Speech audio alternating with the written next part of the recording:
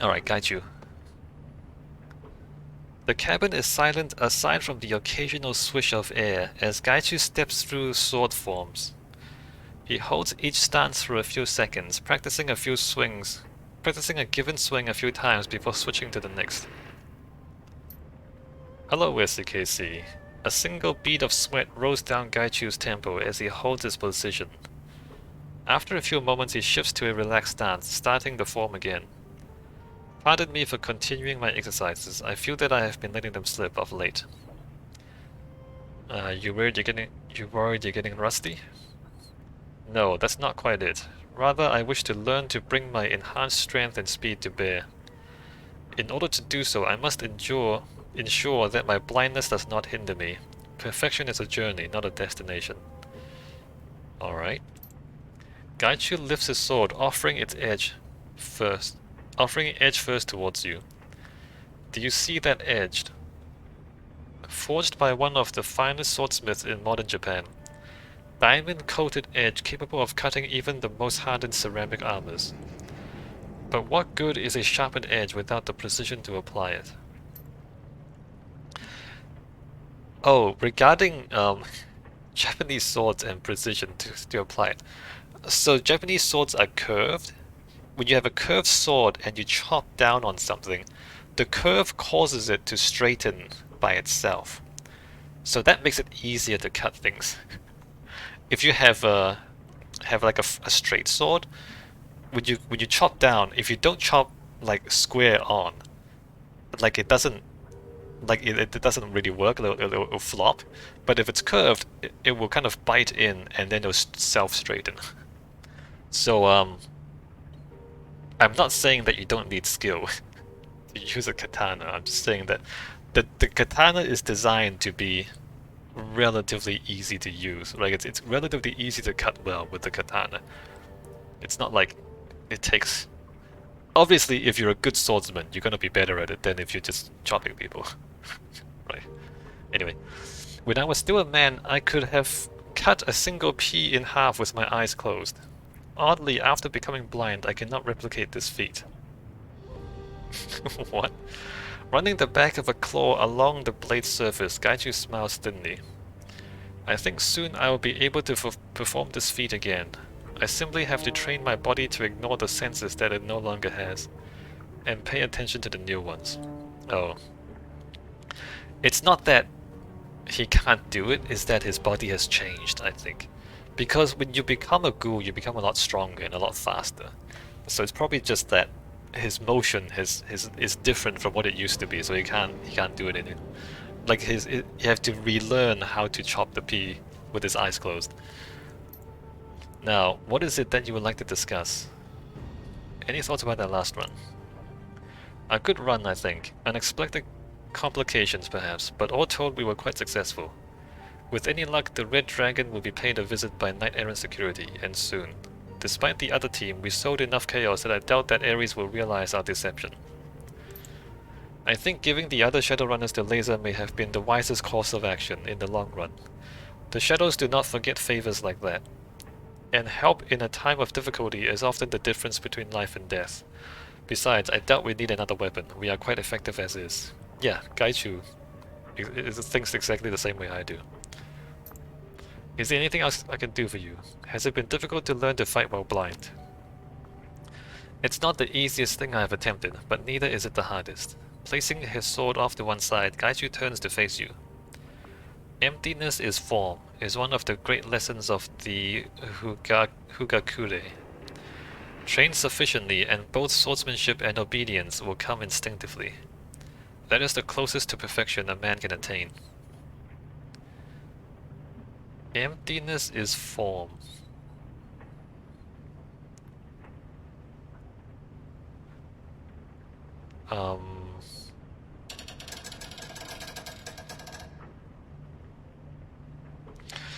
I think the idea is that you train so much that you don't need to think, right? It becomes like you train until it becomes instinct, or you train until it becomes automatic, I think is what it means.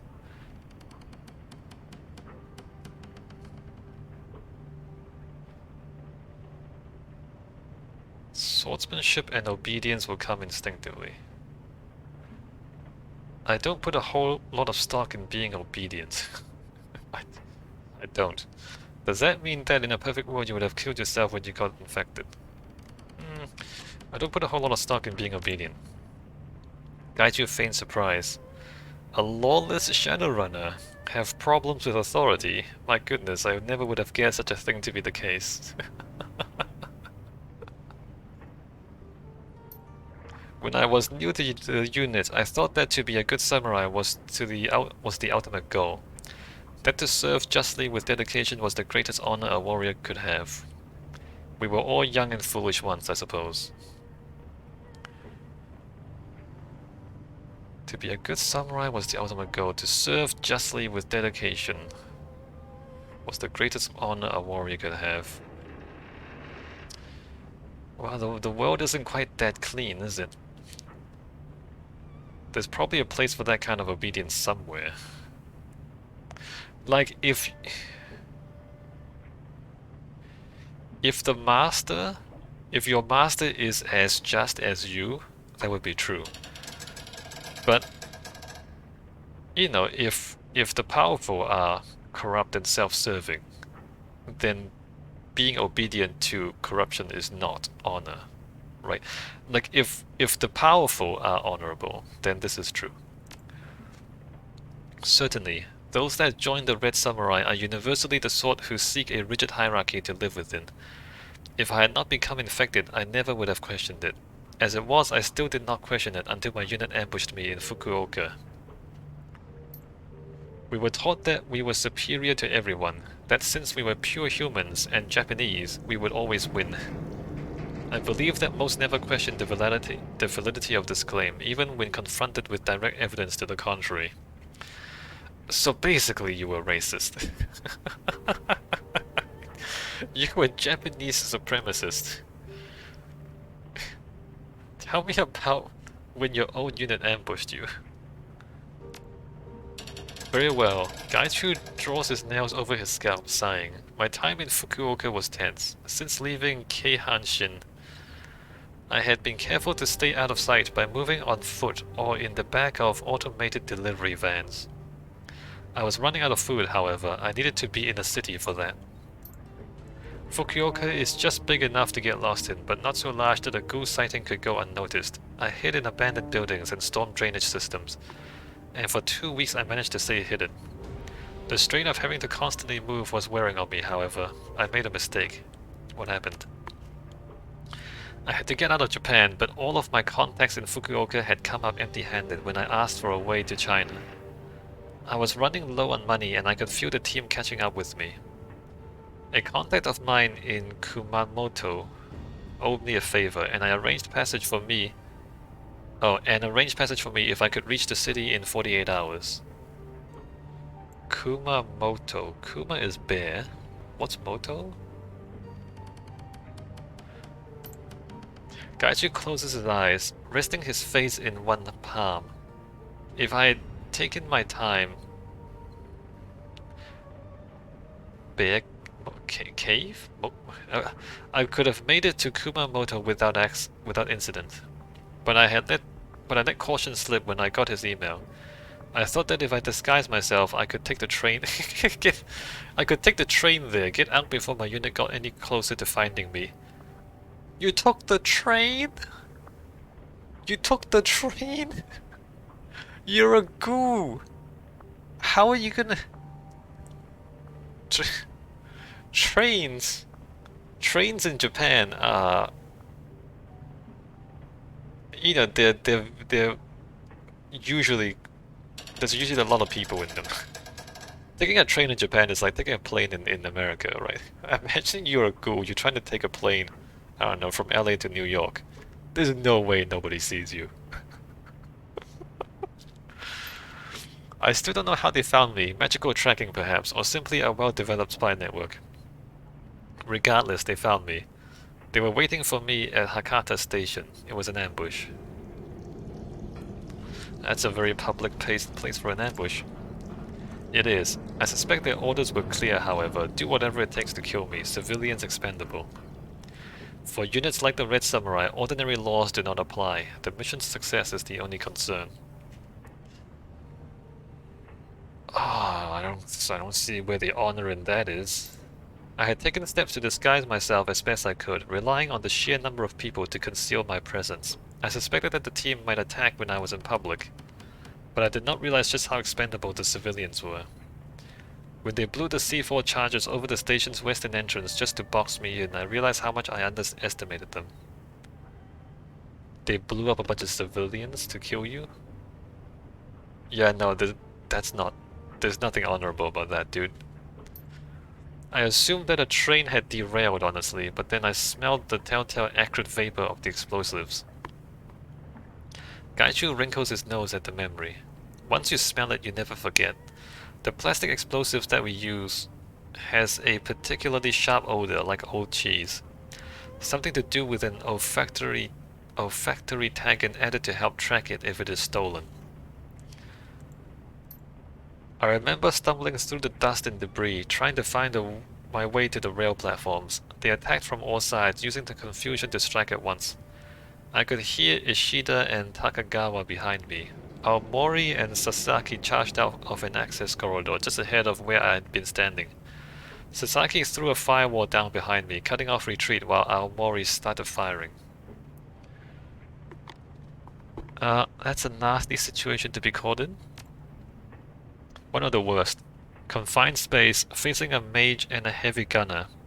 Those are losing odds, even if the attackers are ordinary mercenaries.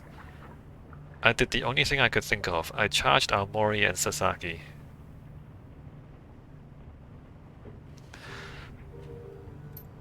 They were only 15 meters away from me.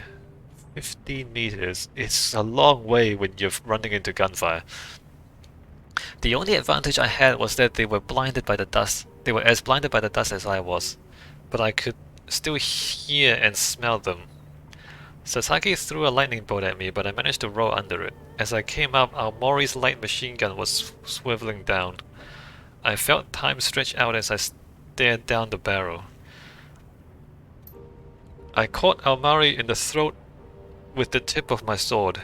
It was a maneuver I'd practiced hundreds of times before. There was no resistance as I cut through his trachea, and he fell as I rolled to the side. I could hear him choking for breath as he dropped. Gaichu exhales a humorless laugh and shakes his head. It is strange to think how clear that memory is, even now. When the adrenaline is pumping, you form memories with more clarity.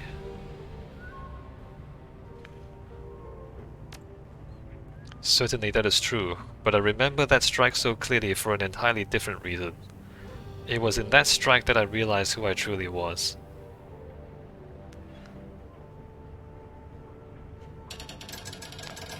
What did it mean that I, an infected monster that was less than a beast, could still defeat the finest soldiers in the world? Red Samurai Doctrine taught Aomori and the others not to fear me, that this overconfidence would be their death. I realized I had progressed beyond their ability to understand. My sword was as accurate as ever, but they could not account for it due to ideological blindness. Ah, yes. Yeah, they were racist.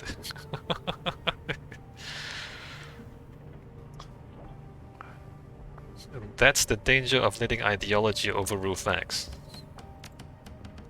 Precisely. All those years I was worried I was not good enough to be a member of the Red Samurai. That somehow they had been pulling my weight, but I had been blind to all of the ways in which we were not training, or had avoided the harsh truths about our own abilities. We were so often told of our own excellence that I wondered if we had ever truly been tested.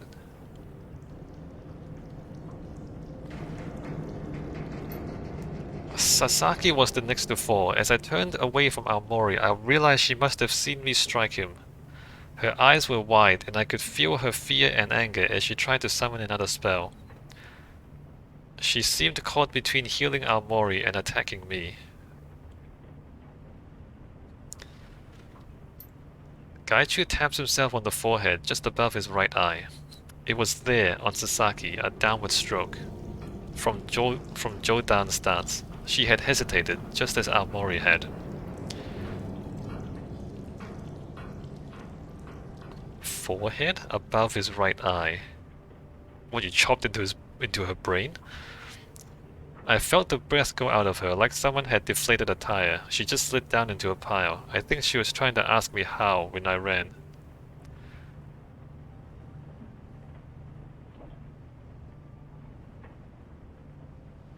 Alright, chop chop. What about Ishida and Takagawa? My goal was survival, not victory. Takagawa was too far away, and I did not see Ishida. I only smelled him, so I ran. The trains had been shut down due to the explosion, but as long as I could get out of Hakata Station, I knew I could escape. They did not follow me out into the city proper. From what I heard via the Matrix, the event was reported as a terrorist attack that was thwarted by brave Renraku soldiers. Gaichu snorts, lip curling downward. Brave, foolish soldiers.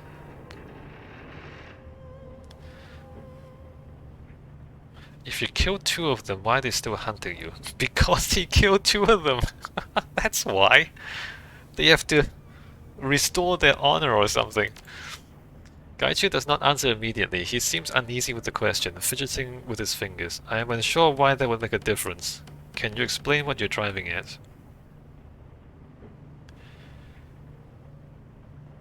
If you train with your unit so extensively, wouldn't it be impossible to replace the ones you killed?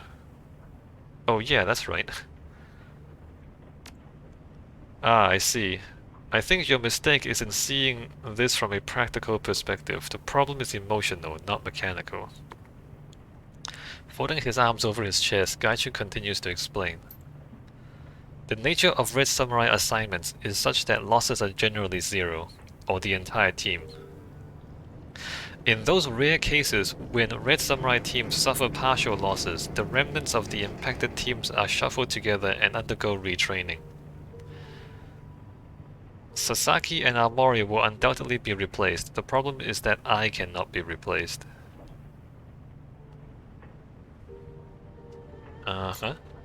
Simply put, I am not dead. Ordinarily, a missing Red Samurai would be considered dead for purposes of reorganizing teams. But Renraku knows precisely what had happened to me. What's more, my failure to do my duty reflects badly on the unit. Others will undoubtedly resist joining my former squad, as it has been tainted. So until they kill you, nobody wants to join their club. Gaichu nods his assent. Yes, that is the case. They cannot move forward and rebuild the core of the unit unless I die, both because of their own expectations and the stain on their honor. Even if they accepted my decision, the rest of the Red Samurai would not. They have hunted me in Japan, Shanghai and Beijing, and now I'm certain they hunt me here in Hong Kong. The cycle will continue endlessly for the foreseeable future. Such is the way of things. Unless we kill them, Gaichu. 2 possibilities. We kill them, or we convince them to join us. We convince them to quit the Red Samurai and join us. They can become Shadowrunners. There's nothing wrong with being Shadowrunners. You sound as trapped in the past as they are. What do you mean by that? They have been hunting me. I'm simply trying to make a new life for myself. I fail to see how this is my doing.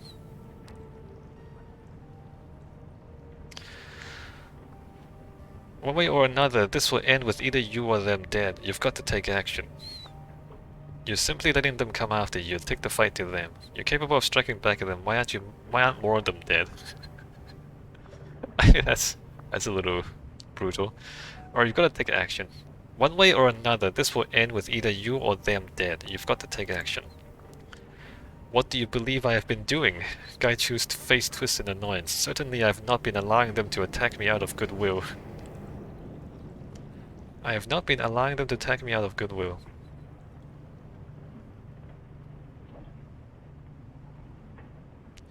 I think sentimentality has left you unable to finish them off. You define yourself by your opposition to your old life. That's a little philosophical. It's true. It's true.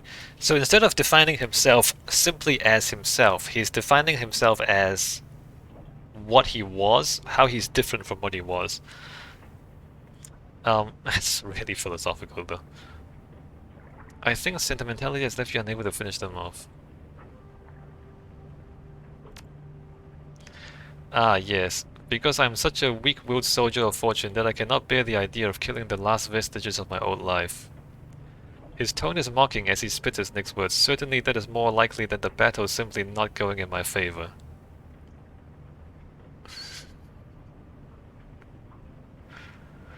I mean...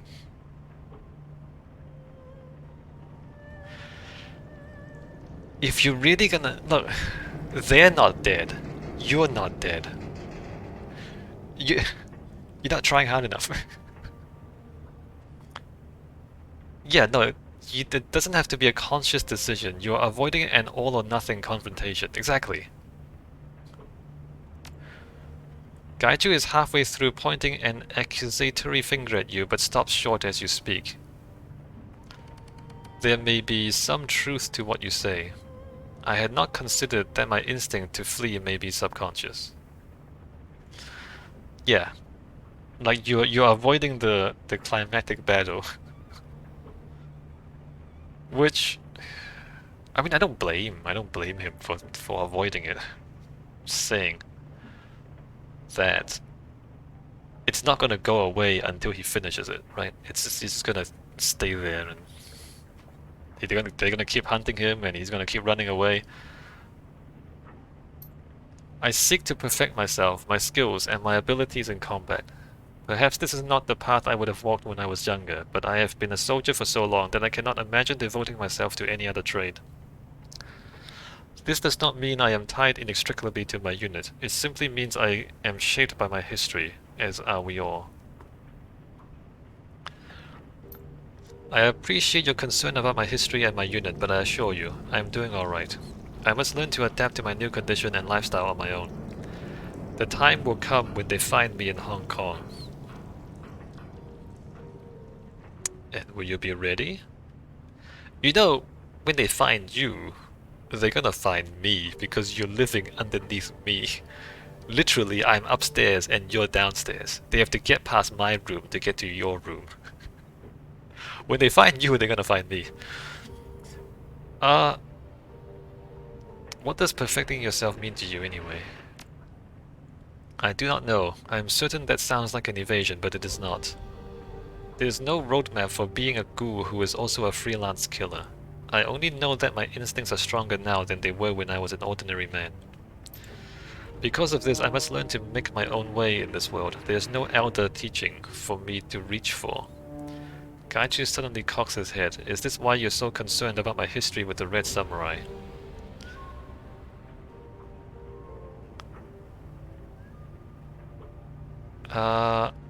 It's hard to break old training, especially in times of crisis. True. The entire purpose of extensive training is to have something to fall back on when reason and logic fail, or when one would be too slow. I am no longer simply a man. This is a fact of my life. I am beyond that. I do not know if I am better for it, but I know that I am different for it. The fact that I am different, however, cannot be denied. I have a question to you then. If you had been charged, if you had been changed into a ghoul, what would you do? How would you improve yourself and learn to live with your condition?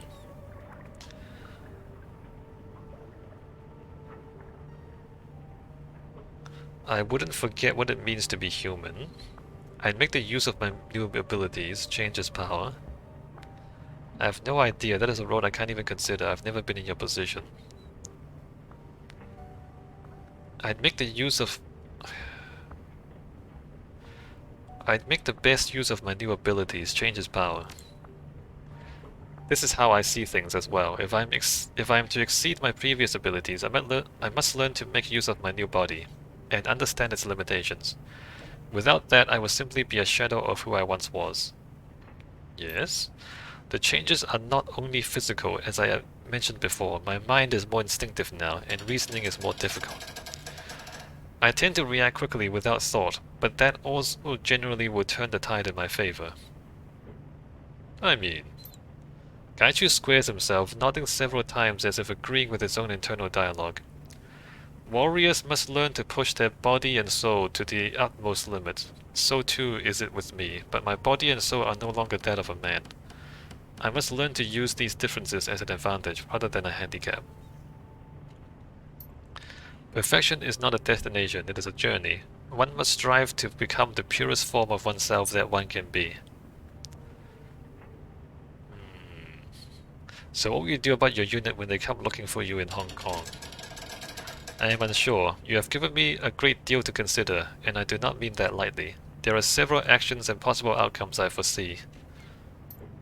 I could, as I have before, relocate to another city, flee Hong Kong, travel to somewhere further afield, Lagos perhaps, or Montreal. It would have to be some place where Rinraku's influence was minimal, and where the unit's presence would be immediately noticeable. This has been my plan of action in the past. I could also keep a low profile staying here, hope that they are unable to find precisely where I am hiding.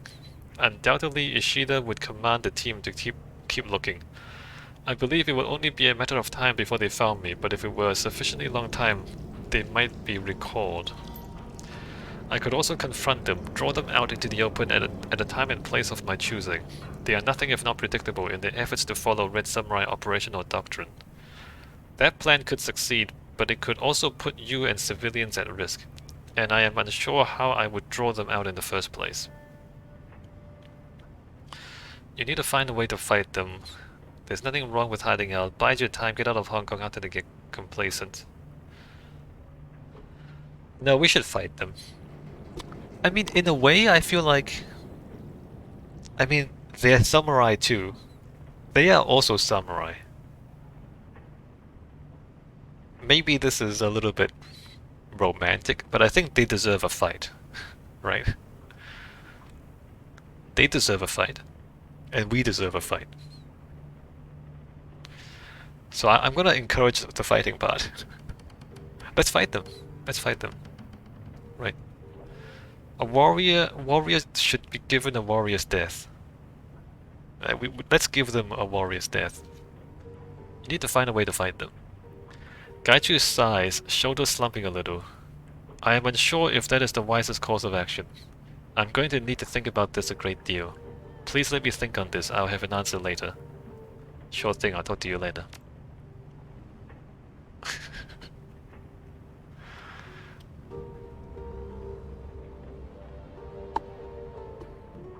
Right? Because... And I mean, I don't just mean that in a romantic way.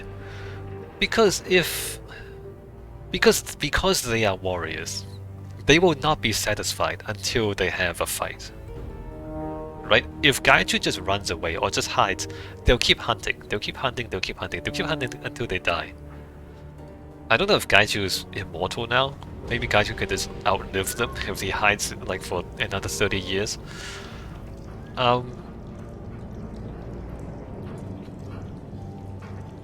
Yeah, I think, but you know, because they are warriors, I think they won't be satisfied until they are defeated in combat. I don't know if it means they have to die. They might not have to die, but they have to be defeated in combat before they will be satisfied. Either they have to kill Gaichu or they have to be defeated in combat.